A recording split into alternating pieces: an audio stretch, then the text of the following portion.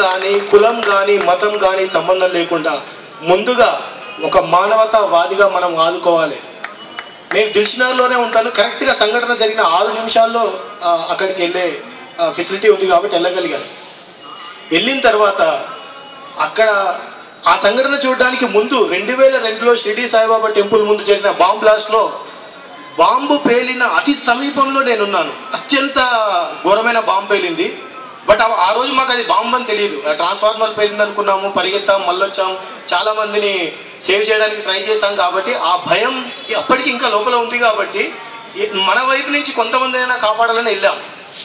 వెళ్ళిన తర్వాత సాధారణ నాతో పాటుగా వేలాది మంది యువకులు, వందలాది మంది యువకులు ముందుకు వచ్చారు. కానీ చాలా బాధపడాల్సిన విషయం ఏంటంటే పేషెంట్లను ఎలా తీసుకెళ్ళాలి, అటువంటి సంఘటన జరిగినప్పుడు ఎలా రియాక్ట్ కావాలనేది ఎక్కువ మందికి తెలియదు.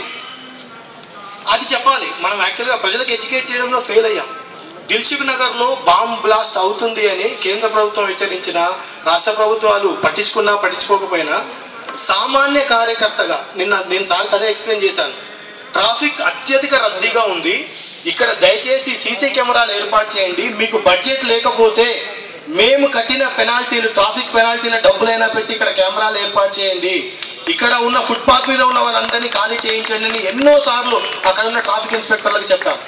అయినా సరే కొంతమంది స్వార్థ రాజకీయాలకు కొంతమందిని అలౌ చేయడం వల్ల అత్యంత దుర్భరమైన సంఘటన. ఒక దిల్షుక్నగర్ వాసిగా నన్ను ఇక్కడికి పిలవచ్చు, కానీ అక్కడ జరిగింది భారతదేశం మీద జరిగిన దాడి. ఈ దేశ పౌరుల మీద, మన ఆర్థిక స్వాతంత్రం మీద, మన మనోధైర్యం మీద కలిగిన దాడి. ఉగ్రవాదులు ఏం సాధించాలనుకున్నారు అక్కడ అంటే మన మీద దాడి చేసి మన రక్తాన్ని తీసి చంపాలనుకున్నారు. కానీ మన వాలంటీర్లు చేసిన గొప్ప పని ఏంటంటే రక్తాన్ని ఇచ్చి కాపాడగలిగారు.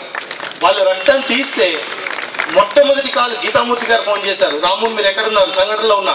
ఇమ్మీడియట్గా మన కార్యకర్తలు అందరిని తీసుకొని యశోద హాస్పిటల్కి వెళ్ళండి, అక్కడ బ్లడ్ అవసరం ఉంది.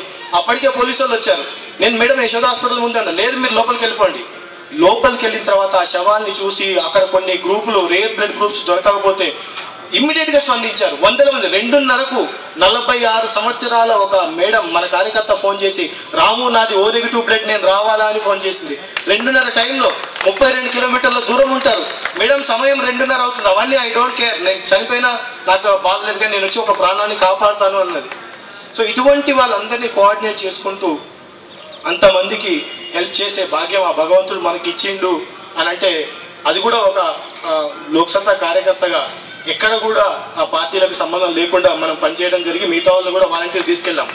సరే ఈ వేదిక మీద మాట్లాడచ్చో మాట్లాడకూడదో నాకు తెలియదు, కానీ దయచేసి ఎవరు పర్సనల్గా తీసుకోవచ్చు సార్. అక్కడ జరిగిన ఒక లైవ్ సంఘటన చెప్తాను సార్. నేను యశోద హాస్పిటల్ లోపలికి వెళ్ళిన తర్వాత హైయెస్ట్ సెక్యూరిటీ జోన్ కింద కొంతమంది విఐపీలని అలో చేశారు.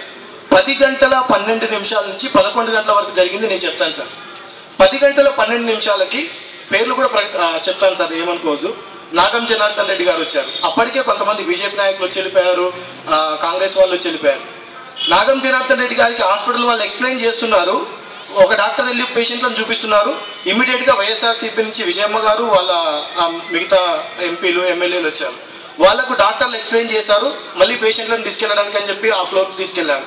అయిపోయిన 2 నిమిషాలకి హరీష్ రావు గారు, ఈటల రాజేందర్ గారు, కేటీఆర్ గారు వాళ్ళు వచ్చారు. వాళ్ళకు ఎక్స్ప్లెయిన్ చేశారు, తీసుకెళ్లారు. ఆ తర్వాత 5 నిమిషాలు అయిందో లేదో మన సత్యేంద్ర రెడ్డి గారు, గీతారెడ్డి గారు, కొండ్రు మురళి గారు వీళ్ళు వచ్చారు. వీళ్ళకి ఎక్స్ప్లెయిన్ చేశారు, వీళ్ళని తీసుకెళ్లారు.